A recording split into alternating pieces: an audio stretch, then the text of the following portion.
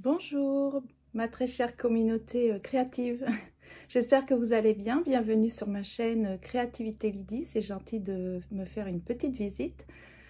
Aujourd'hui, je voulais vous parler d'une vidéo que j'ai trouvée très intéressante sur le désencombrement. Alors, j'ai souvent fait des vidéos sur le désencombrement et mon constat, c'est que on a l'impression que c'est toujours à recommencer. Alors, pourquoi? Je me suis interrogée là-dessus. Et je me suis dit, bon, pour qu'il y ait un changement, il faut arrêter de faire comme d'habitude. Donc oui, le carton, tout ça, les cartons, c'est très utile, très efficace. Il y avait beaucoup d'astuces aussi que j'ai mises en application et qui sont excellentes. Je ne nie pas ça. Mais là, je suis tombée sur une vidéo qui s'adressait aux personnes âgées.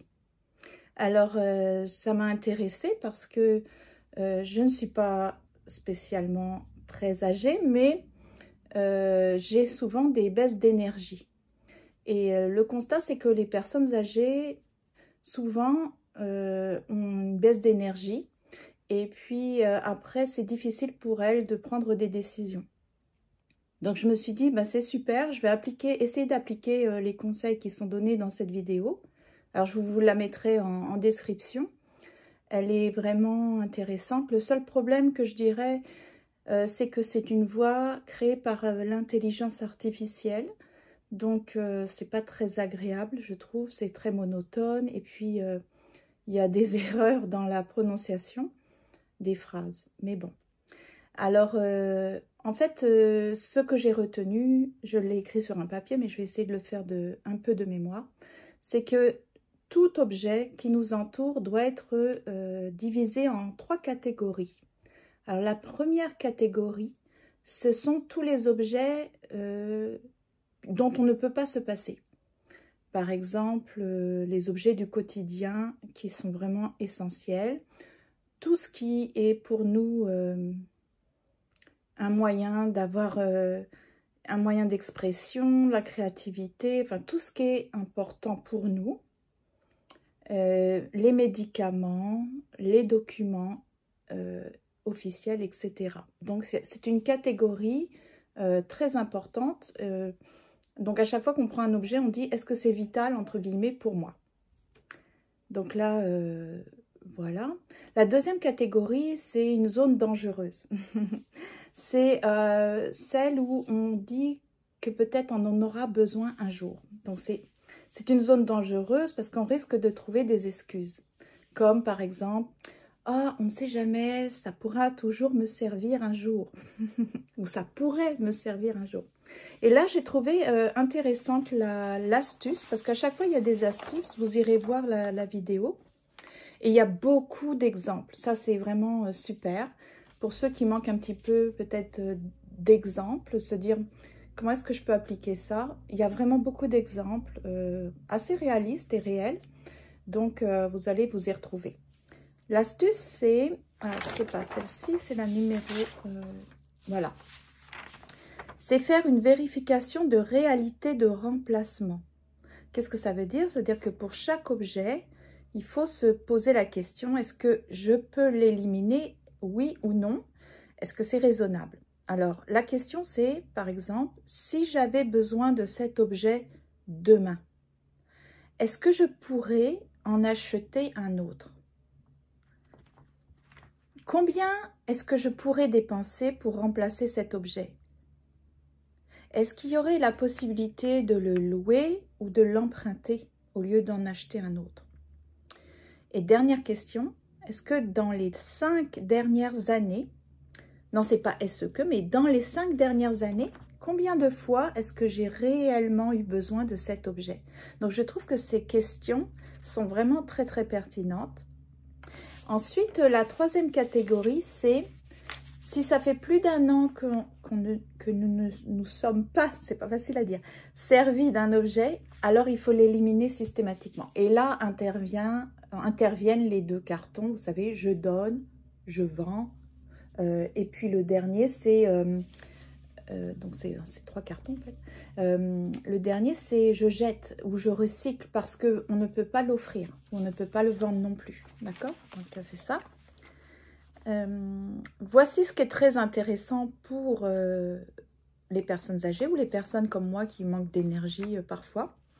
C'est qu'il faut s'accorder un temps de 10 minutes seulement. Donc, dans des tout petits espaces. Il ne faut pas avoir la prétention de faire toute l'armoire ou toute la cuisine. C'est pas possible, sinon on va s'épuiser. Puis, la preuve, ça ne fonctionne pas parce que souvent on est découragé. On se dit, oh là là, il me reste... Quand on voit l'ampleur du travail qui reste à faire, souvent on est découragé. Alors que si on se met un chronomètre, c'est ça la règle, c'est se mettre un chronomètre de 10 minutes. Quand les 10 minutes sont passées, on arrête. Donc essayons, moi je l'ai fait, c'est très très bien parce que ça change un peu au lieu de vouloir faire des heures et des heures ou non-stop pour ranger et voir un résultat.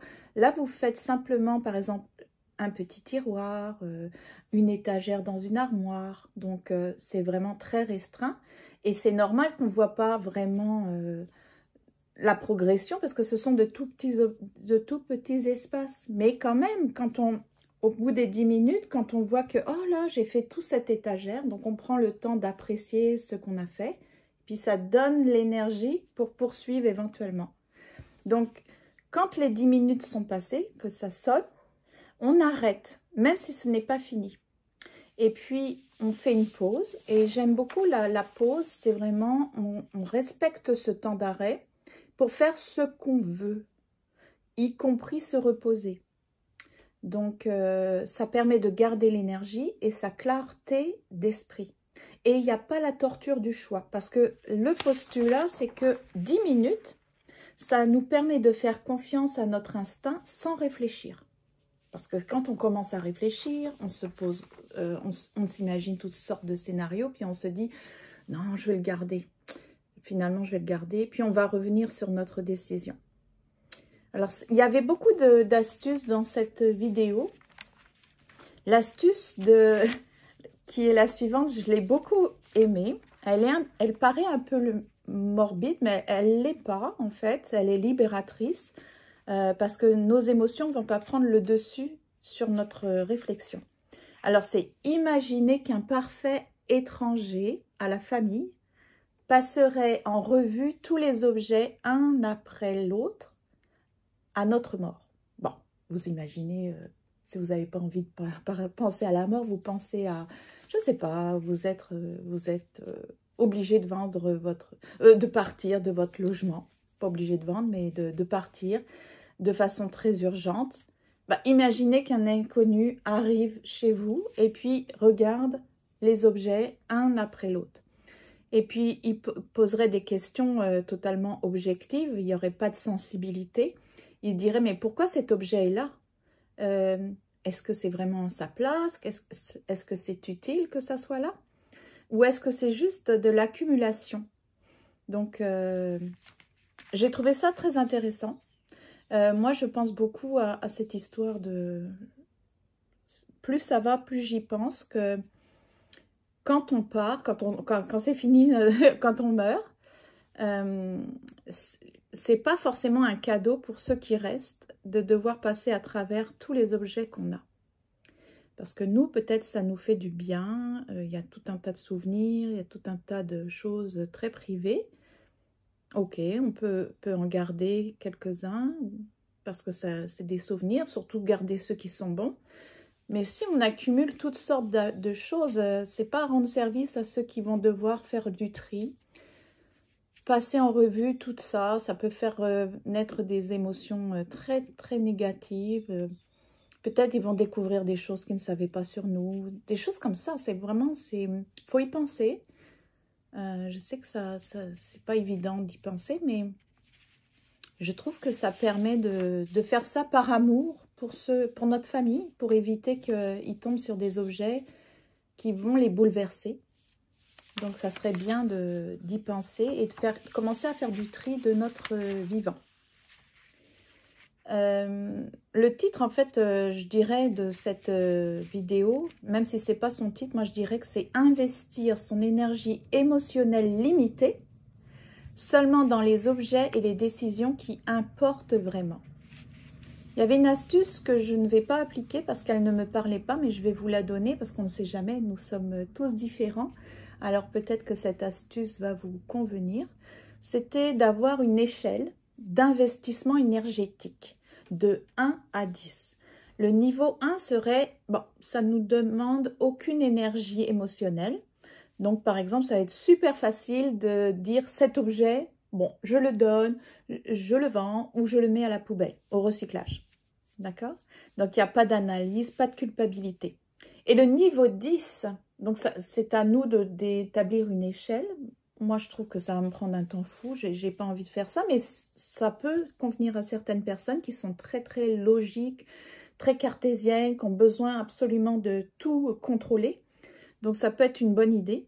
Le niveau 10, c'est une considération attentive. Il faut trouver une solution de stockage appropriée. Donc, ça donner à nos objets une place d'honneur.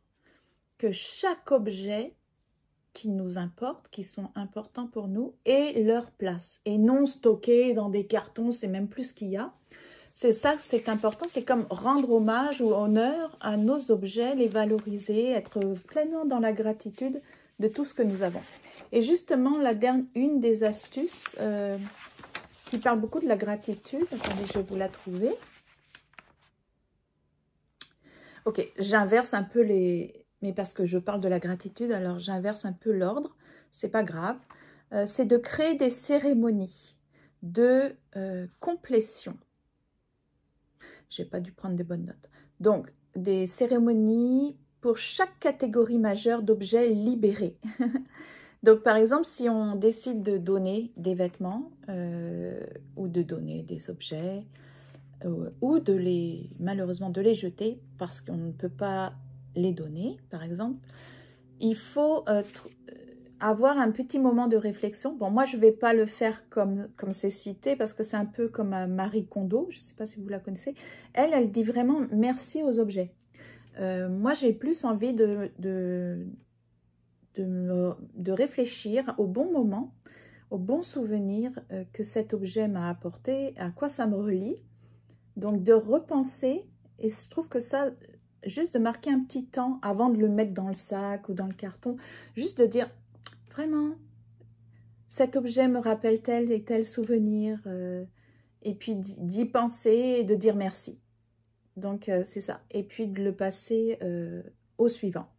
J'aimais beaucoup, par exemple, pour les livres. Moi, j'aime beaucoup les livres. J'achète énormément de livres. Mais c'est de l'accumulation au bout d'un moment parce que je ne vais jamais peut-être les relire. Donc, il y avait une personne qui disait, enfin, c'est pas qui disait, mais il y avait une astuce, c'était d'écrire une note dans le livre pour dire brièvement en quoi ce livre nous a aidés. Et on le donne à quelqu'un d'autre. Et puis la personne qui va passer par ce livre et va dire « Oh, waouh, ce livre a eu tant d'impact sur cette personne. » Ça lui donne encore plus de valeur et ça rend hommage à cet objet. Donc j'ai trouvé ça très intéressant.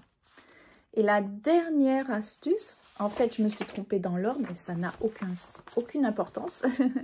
La dernière astuce, c'est pour nous aider à prendre une décision sur ces objets, c'est réfléchir sur qui on devient et non qui on a été.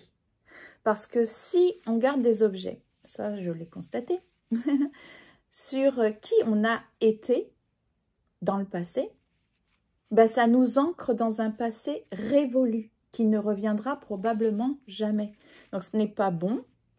Parce que si on reste dans ce passé, probablement qu'on aura de la culpabilité ou qu'on garde l'objet juste par obligation ou on s'impose des choses. Enfin bon, bref. Et puis, ça nous fait revivre vivre des émotions négatives puisque probablement qu'on ne revivra plus ce passé. Et pire, si c'est un passé négatif, pourquoi est-ce qu'on garde ça? C'est mieux de s'en débarrasser en faisant comme cette petite cérémonie d'adieu, on va dire. Comme ça, il n'y aura pas de perte du passé. C'est pas qu'on veut oublier ou on nie, mais il n'y aura pas non plus de déshonneur. Voilà, on va traiter cet objet un peu avec respect. Mais on va garder le présent au présent. Alors, cette façon de faire, ça honore la croissance et la sagesse qui viennent avec l'âge et les circonstances changeantes qui est notre futur moi. Alors, je trouvais que c'était une très jolie phrase. Donc, j'espère que ça vous a intéressé. Moi, je trouve qu'il y a vraiment de bonnes idées à piocher dans cette vidéo. Et puis, je trouvais que c'était très bien de penser à l'énergie qui est limitée. Comment est-ce qu'on peut faire pour désencombrer chez soi de façon efficace, mais sans que ça nous épuise ou que ça nous décourage ou que, au contraire, ça nous fasse vivre des moments anxiogènes, parce que ça peut être anxiogène. Donc, laissez-moi un petit commentaire, dites-moi si ça vous a intéressé cette vidéo. Allez voir la vidéo dont je vous parle, je vais la mettre en description, parce que contrairement à moi, il y a beaucoup d'exemples. Et c'est le point positif vraiment de cette vidéo, je trouve qu'il y avait vraiment beaucoup d'exemples. Ça apporte des preuves à ce qu'ils disent, en quoi c'est efficace. Donc, je vous remercie beaucoup de votre visite. J'en profite encore pour vous dire merci pour tous ceux qui me suivent, pour tous ceux qui m'encouragent, qui me mettent des petits pouces levés, des commentaires. C'est vraiment très gentil. Merci à tous les nouveaux abonnés. Soyez les bienvenus. Et puis, à bientôt pour de nouvelles aventures.